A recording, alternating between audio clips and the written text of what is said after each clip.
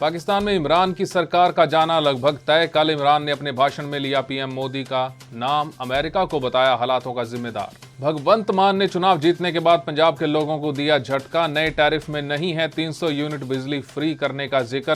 विपक्ष ने कहा पूरी करे गारंटी। आज से बदल जाएंगे कई नियम कानून। पैन को आधार से लिंक करवाने के लिए देनी होगी पेनल्टी। टोल टैक्स और दवाइयों की कीमतों में भी होगा इजाफा। नमस्कार, मैं हूं संजय सेठी, आप देख रहे हैं जेसीडी टाइम्स। सरकार बचाने में लगे पाकिस्तानी पीएम इमरान खान ने 40 मिनट देश को संबोधित किया। इसमें उन्होंने भारत और मोदी से लेकर अमेरिका तक का जिक्र किया। सरकार पर आए खतरे के लिए अमेरिका को जिम्मेदार बताते हुए इमरान ने कहा कि 20 करोड़ में पाकिस्तान के सांसद बिक रहे हैं।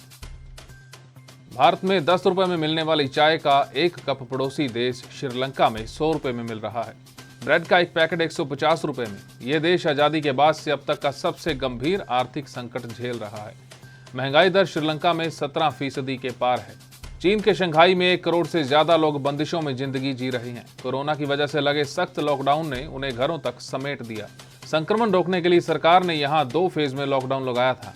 अब इसका दूसरा फेज जारी है। रूस में आए नए बिल के मुताबिक आज से विदेशी खरीदारों को रूस से गैस खरीदने के लिए भुगतान रूबल में ही करना होगा। पुतिन ने कहा कि अगर भुगतान नहीं होता तो कॉन्ट्रैक्ट को रोक दिया जाएगा। हालांकि जर्मनी ने इस मांग को ब्लैकमेल बताते हुए खारिज कर दिया है। पंजाब में 300 यूनिट मुफ्त बिजली को लेकर सियासी घमासान मच गया है। राज्य सरकार ने कल पंजाब के लिए बिजली टैरिफ जारी किए हैं, लेकिन इसमें मुफ्त बिजली का कोई जिक्र नहीं है। इसी बीच विपक्ष ने मोर्चा खोलते हुए कहा कि केजरीवाल ने पंजाब में आकर गारंटी दी थी और अब उसे पूरा करना चाहिए। आज से नया फाइनेंशियल ईयर शुरू हो चुका है। इसी के साथ आम लोगों के साथ जुड़ी बैंकिंग और ऑटोमोबाइल सेक्टर से जुड़े कई बदलाव हो रहे हैं। आज से टोल टैक्स में 10 से 65 रुपए तक की बढ़ोतरी हो रही है। होम लोन के साथ अब आपको टैक्स छूट नहीं मिलेगी। वहीं पीएफ के ब्याज पर भी टैक्स देना होगा और पैन को आधार से लिंक करने के लिए 500 रुपए तक की पेनल्टी देनी होगी।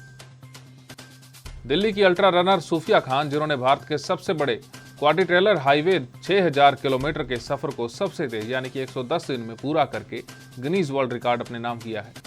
35 साल की सूफिया के लिए रनिंग उनका सबसे बड़ा पैशन है, जिसे पूरा करने के लिए उन्होंने 5 साल पहले नौकरी तक छोड़ दी थी।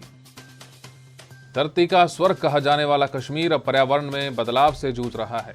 यहाँ बर्फबारी कम हो रही है और तापमान बढ़ रहा है।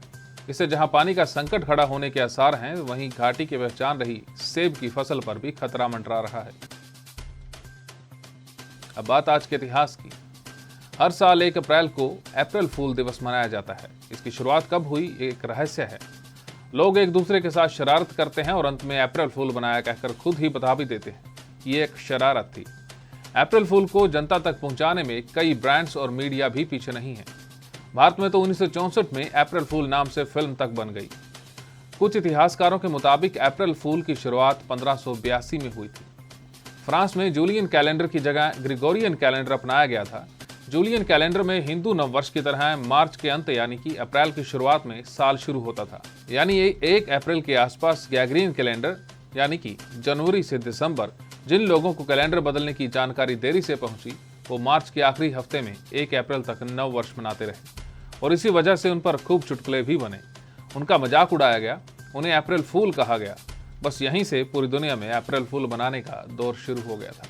हमारी इस खास पेशकश में फिलहाल इतना ही। देश और दुनिया की तमाम खबरों के लिए आप देखते रहिए जेसीडी टाइम्स।